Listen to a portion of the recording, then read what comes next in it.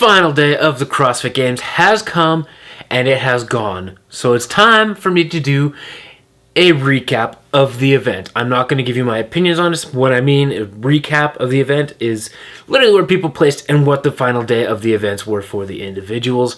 I do go over the team standings on this as well. I will have a recap video on my opinions and thoughts of it probably tomorrow at some point.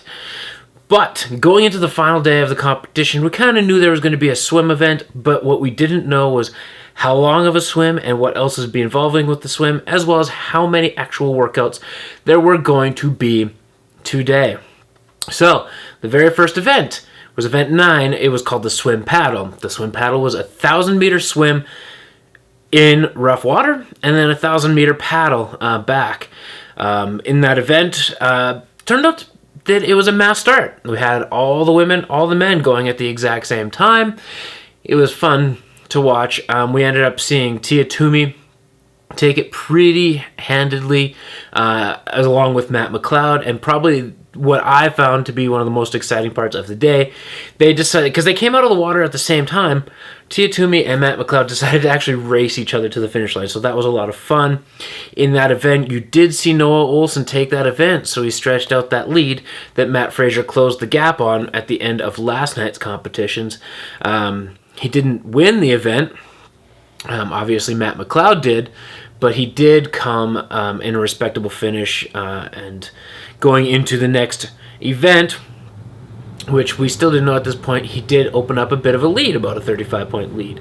Event 10 and 11 were actually back-to-back, and they were actually couplets, interesting couplets, so to speak. There's a movement that we really hadn't seen in CrossFit competition, and if we have, it's been an extremely long time since we have seen it, maybe if ever. But they were titled Ringer 1 and Ringer 2.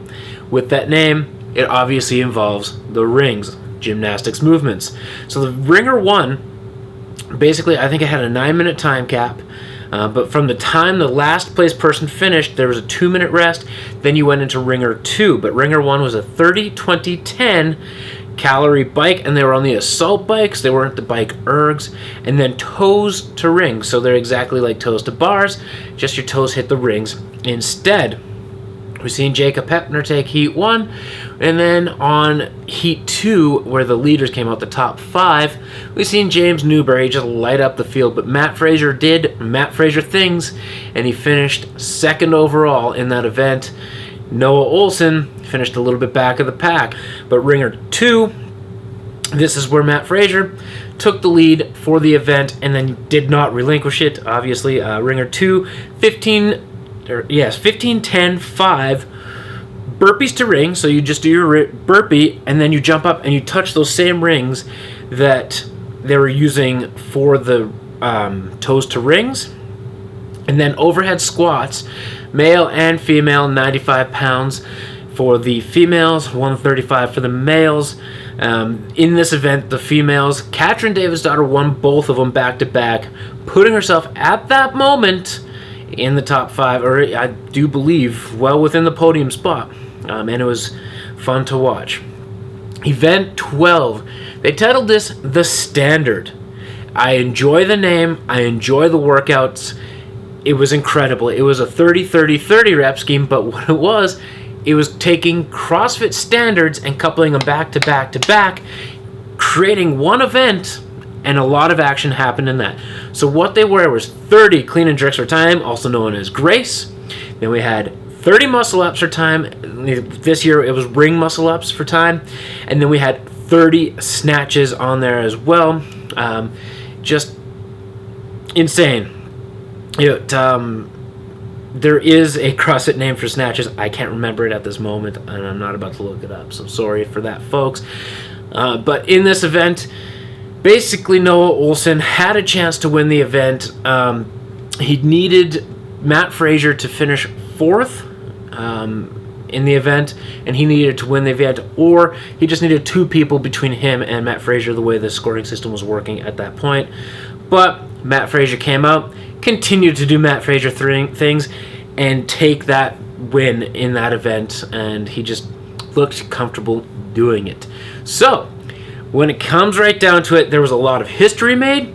I will give you the top 5 finishers, men, women, and teams.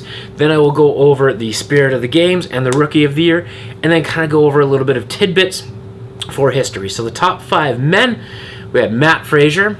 Number 2, Noah Olsen. So this weekend, Noah Olsen got his very first CrossFit event win, and he got his very first podium. And people were wondering when he was going to hit that podium because he finished so well in 2014. He had finished 4th overall on that year. So people were just saying, it was a matter of time. They kind of thought maybe his time had come and gone, but I'm pumped to see Noah Olsen on that podium.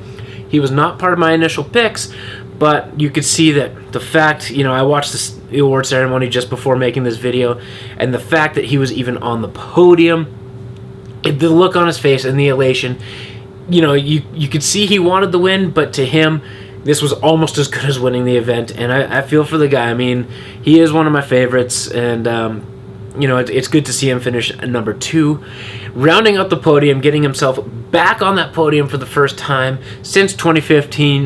BKG, so good on him. Number 4, we had Scott Panchak, and his very first top 5 finish, we had James Newberry. James Newberry also won the most improved athlete at the games, so good on him. Australia taking home a bunch of hardware, because on the women's side, number 1, no doubt about this one, she won by 200 points.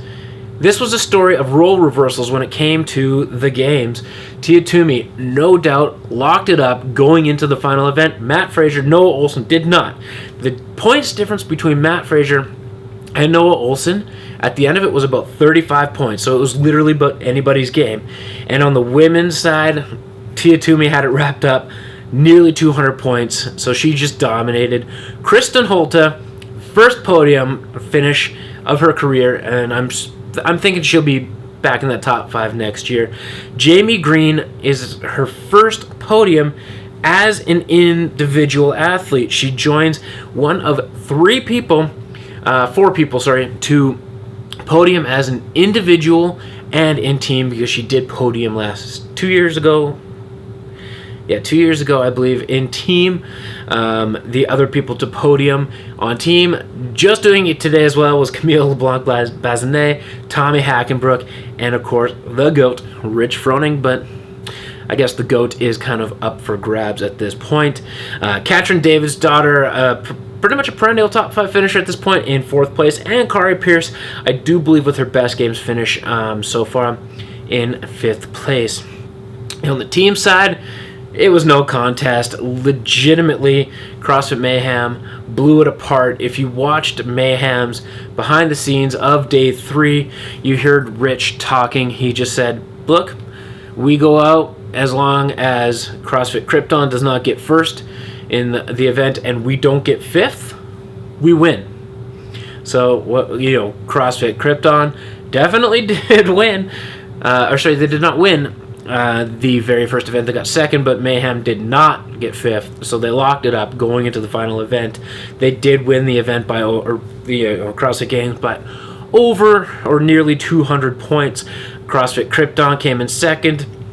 Invictus, with pretty much some very young blood on there. We had Tommy Venus, we had Lauren Fisher, we had Rasmus Anderson on that team, OC3 Black in 4th, and Central Beasts rounding out the top 5 of the teams. So now we kind of get into the people were calling these, participation trophies, but if they are new to the games this year, they do realize that these are awards that are handed out every single year, and there's no need to be salty about it. But the Rookie of the Year, Haley Adams, coming out of CrossFit Mayhem Freedom. It's kind of funny. You look at the top of the podiums, men, women, and team, all came out of CrossFit Mayhem Freedom. If you notice on Matt Fraser's jersey, it did say Mayhem Freedom now, no longer his old stomping grounds in Vermont. So that is pretty impressive coming out of the Mayhem camp. They did have a national champion award, and I did not grab her name, so my apologies on that. She did not make the initial cut. She finished, I think, like 89th overall. But it's good to see that they're awarding even the people that, aren't at the very, very top of the leaderboard. And speaking not at the top of the leaderboard, the Spirit of the Games, I honestly thought it was going to go to Will Morad because he literally finished yesterday's competition and all of today's competition with a hamstring injury, and he just stepped on the floor every time, left it all on the floor, and did what he could do. Unfortunately, they did not give him the Spirit of the Games award. They gave it to a veteran, somebody that has been competing for a very long time, somebody that basically won everything that she entered up until this point of the year. She had won the Dubai Fitness Championships. She won, I believe, the Down Under Championships. And instead of competing in Masters, she decided, let's go in Open because I can throw down with these ladies. And that was Sam Briggs. So Sam Briggs wins the Spirit of the Games of awards. So that wraps up this section where, all the hardware is given out. Now, for the history that was achieved this weekend at the CrossFit Games, or history that was made at the CrossFit Games. I already went over the few people that have been able to podium as individuals and on teams. Tia Toomey, the very first woman to be a 3-time consecutive champion. Not just like a 3-time champion in the women's time, but a 3-time consecutive champion as well. Matt Fraser ties Rich Froning for the most consecutive CrossFit Games victories and overall victories, and that is 4. But one thing that he has done is he has taken the the overall record for the most podium finishes as an individual. That is 6. He finished second, first. Good on the guy. I mean, well deserved. The dude works harder than anybody in the game. Rich Froning, although Matt Fraser has 6 podium finishes, Rich Froning, believe it or not, has 10. Not all as an individual, obviously, because as an individual his career went second, first, and then he switched to teams in which he went first, second, first. But he is now an 8-time CrossFit Games champion, 4 as an individual, 4 on team. And then the final bit of tidbit, because of the diversity and the way the cut system worked this year, on the individual side, there was actually 4 different countries representing the podium. We had USA, we had Iceland, we had Australia, and we had New Zealand rounding that out. It was just an incredible year. I went into today feeling a little bit salty about the cuts because my favorites were gone, but overall I think the games were ran pretty well, and like I said, I will have that follow-up video coming out tomorrow. Maybe we're going to get a bit of a change of scenery from this background, but thank you for watching the video today, guys. I appreciate all the views that I've been getting on my videos, especially since I'm not actually at the games able to recap it the way I'd like to. That is hopefully on tap for next year, as long as you guys help me out. How can you help me out? Comment, like, and subscribe. It is very much appreciated. And until next time, the next CrossFit event, because we're going into a little bit of an off season, will be the Open happening in October. I will tell you my plans for that. So thank you for tuning in today, guys.